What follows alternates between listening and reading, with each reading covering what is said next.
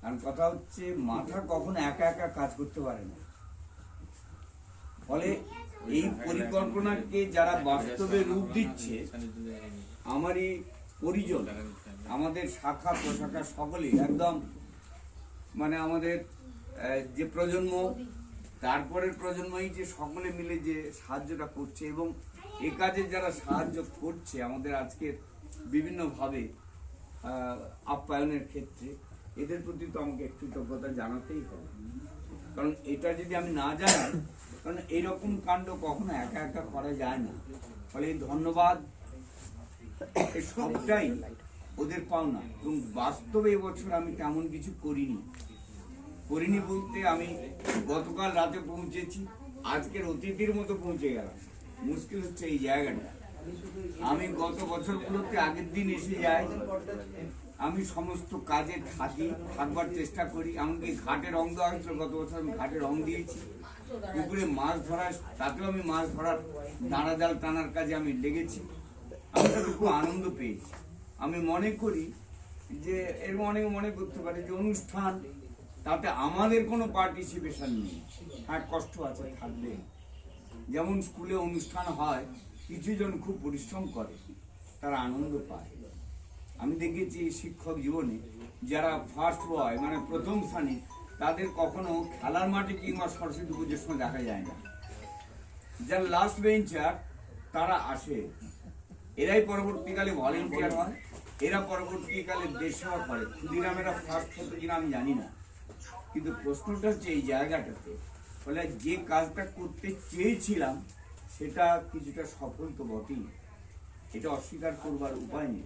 প্রথম বছর একটু এলোমেলো ছিল, দ্বিতীয় বছর আর একরকম, থার্ড ইয়ার যেটা করলাম কাজ বিভাগ করে দিয়েছি এবং তারা পরিচালনা করতে শিখছে, করছে। ফলে এইটাই চাই।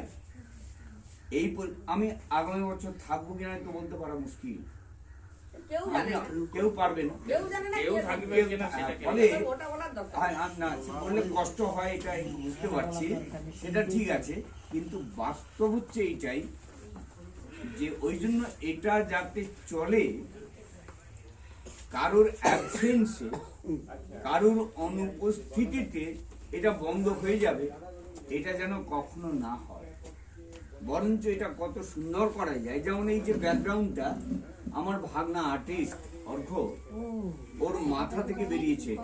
আমি ওকে একটা আইডিয়া দিয়েছিলাম যে এরকম একটা ব্যাকগ্রাউন্ড করো, ও কিন্তু এটা যেহেতু সে আর্টিস্টিক ওয়েতে সেটা ভেবেছে।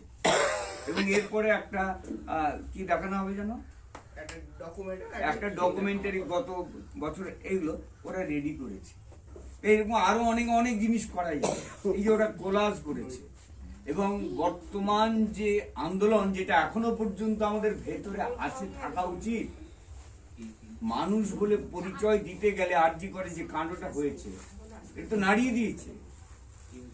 সারা পৃথিবীর এমন কোন শহর নেই যেখানে বাঙালি আছে প্রতিবাদ হয়নি। অদ্ভুত ব্যাপার। কোথায় লস অ্যাঞ্জেলস, কোথায় অস্ট্রেলিয়া, কোথায় আফ্রিকা, কোথায় ইংল্যান্ড, সব জায়গায় প্রতিবাদ হয়েছে অদ্ভুত ভাবে। এবং কি করে এক সূত্রে বাঁধা হয়ে, সকলের মধ্যে প্রতিবাদটা আছে। মানুষ হওয়ার একটা আবেগ আছে, সকলের মধ্যেই আছে। সকলে মানুষ হতে চাইছে, ফতে টাইমিং হলেও চাইছে। 14 আগস্ট রাত্রিবেলা কেউ একজন ডেকে দিল, দেখা গেল সর্বত্র রাত জাগো প্রোগ্রাম হয়ে গেল। কি করে হলো, হলোটা কি করে? এখানে বোঝা গেল যে বিবেককে, মনুষ্যত্বকে যারা ক্ষমতায় থাকে তারা মারতে চায় চিরকাল। তারা শিক্ষা মারে, স্বাস্থ্য মারে, সমস্ত কিছু মারে, চরিত্র মারে। বাচ্চাগুলোর হাতে মোবাইল ধরিয়ে দিয়েছে, ট্যাব পাঠাচ্ছে, তাদের অ্যাডিক্টেড করছে। তো এটাও একটা পরিকল্পনা। একটা সমাজকে, একটা সভ্যতাকে ধ্বংস করতে এটা করতে হবে। আমরা কিন্তু আজকের দিনে যেখানে ফিস্ট হয়, উইদাউট ড্রিঙ্কস ফিস্ট হয় না। আমরা এই ফিস্ট করছি, এর ব্যবস্থা আমরা করতে পারি, দুর্ভাগ্য আমাদের, দুর্ভাগ্য আমরা এটা করতে পারি। কিন্তু তাতে কারো যে খুব আফসোস আছে, আমার ইয়াং, আমার বাংলা তাদের একটু ডান্স ফান্স হলো না, একটু। এটা হচ্ছে প্রগতি, এটা হচ্ছে প্রগতি বলে চিহ্নিত হচ্ছে। কালকে কলেজ স্ট্রিট দিয়ে যখন আসছে, একদম রাস্তার পরে বিশাল রাস্তা ঘিরে সংস্কৃত কলেজ, ওই কোণে আমি অবাক হয়ে গেলাম।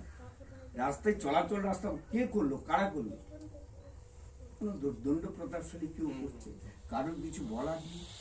3 মাথা একদম জুড়ে রাস্তা ব্লক, একদম আসবো যে উপায় নেই, কলেজ করে আসবো রাস্তা নেই, এরকম সর্বত্র কিনা আজকের দিনের অনুষ্ঠান হবে।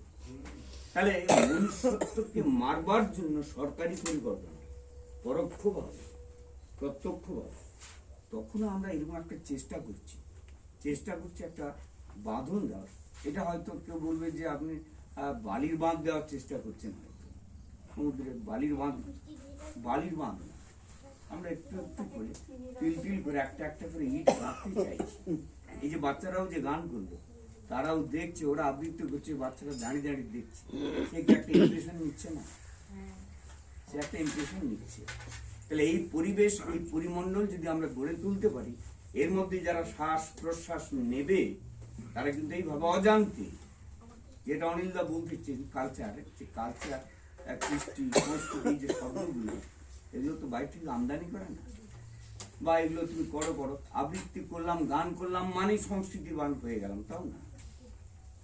ব্যায়াম করে স্বাস্থ্যবিদ পালোয়ান, সে কিন্তু প্রতিবাদে নেই, ভয় পালিয়ে যায়, তার কোথায় একটা ছড়া ঢুকে যাবে তার পেশিতে, তার মানে সৌষ্ঠব, দেহ সৌষ্ঠব দেখানো যাবে, সে তো কখনো মানুষ হয়নি।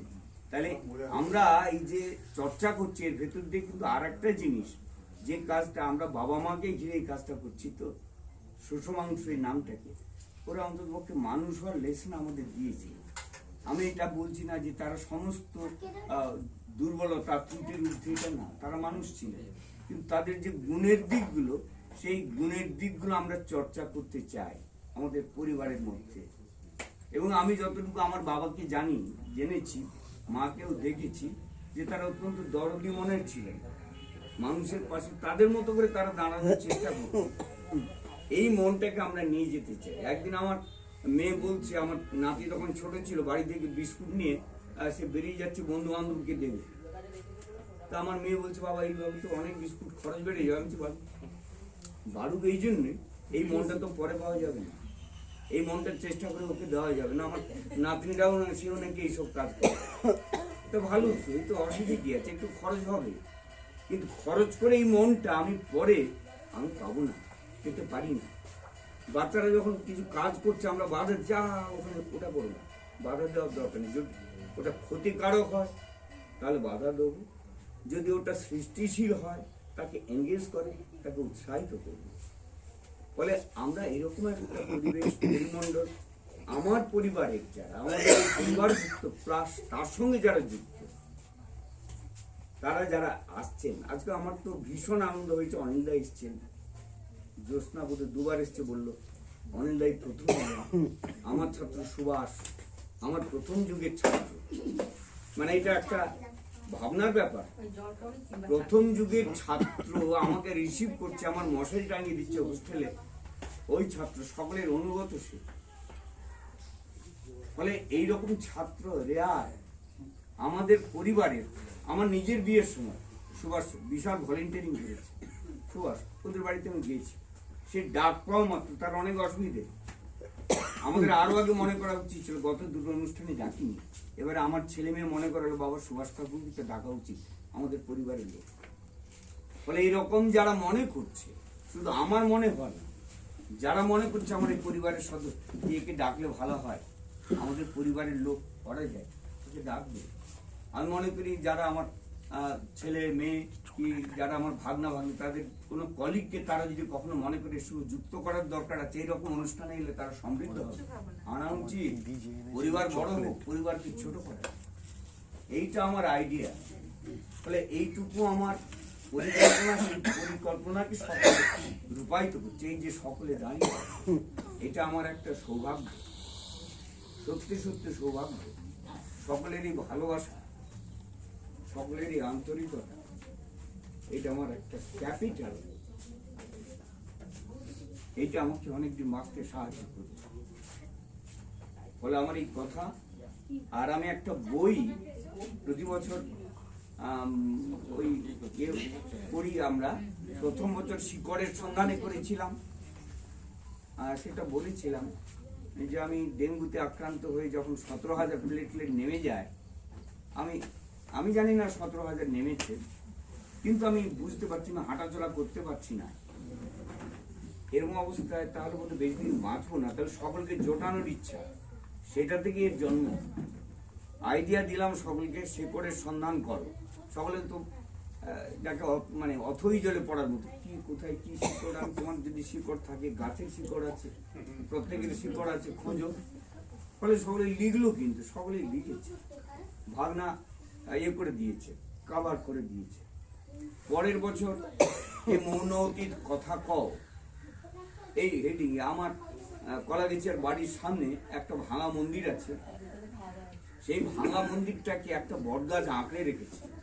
হঠাৎ মনে হলো যে এই বটগাছটা যদি না থাকতো, এই মন্দিরটা একদম অনেকদিন আগে চলে যেত। ও কিরকম শাখা প্রশাখা দিয়ে, কত ভালোবাসা দিয়ে সবকে আঁকড়ে ধরে রেখেছে, তাকে করতে দিচ্ছে না।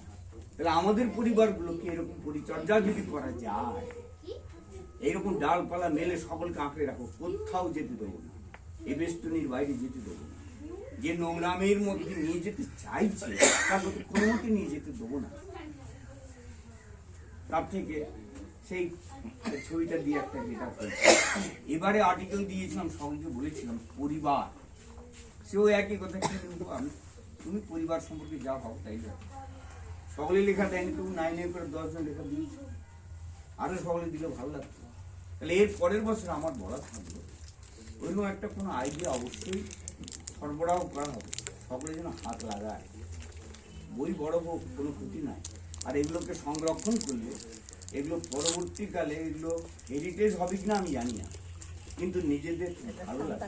আমি যখন আমার 100 বর্ষের বইটা, স্কুলের অনুষ্ঠানের বইটা যখন খুলি, মাঝে মধ্যে আমার 68 সালে শুরু করা শিক্ষক জীবন 2009 সালে শেষ, কত চ্যাপ্টার পুরনো স্মৃতি আমার তখন পরপর পর্দায় ভেসে আসে।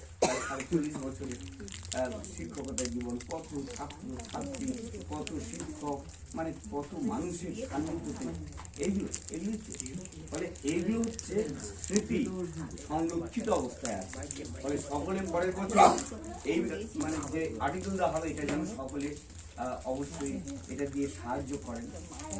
কিছু ছবি, দুষ্প্রাপ্য ছবি, মানে যেগুলো হারিয়ে গেছে, সেগুলো এবছর দিয়েছি আমাদের পরিবারে, পুরনো একদম, যাতে পুরনো স্মৃতি ফিরে আসে, মনে পড়ে। এগুলো, এটা আমার পরিকল্পনা, এটা ঘটনা। ফলে এই পরিকল্পনা শুধু আমি একা করবো এটা না, আরো যদি সকলের পরিকল্পনাগুলো যুক্ত হয় আরো ভালো, সময় কম থাকে হাতে। এই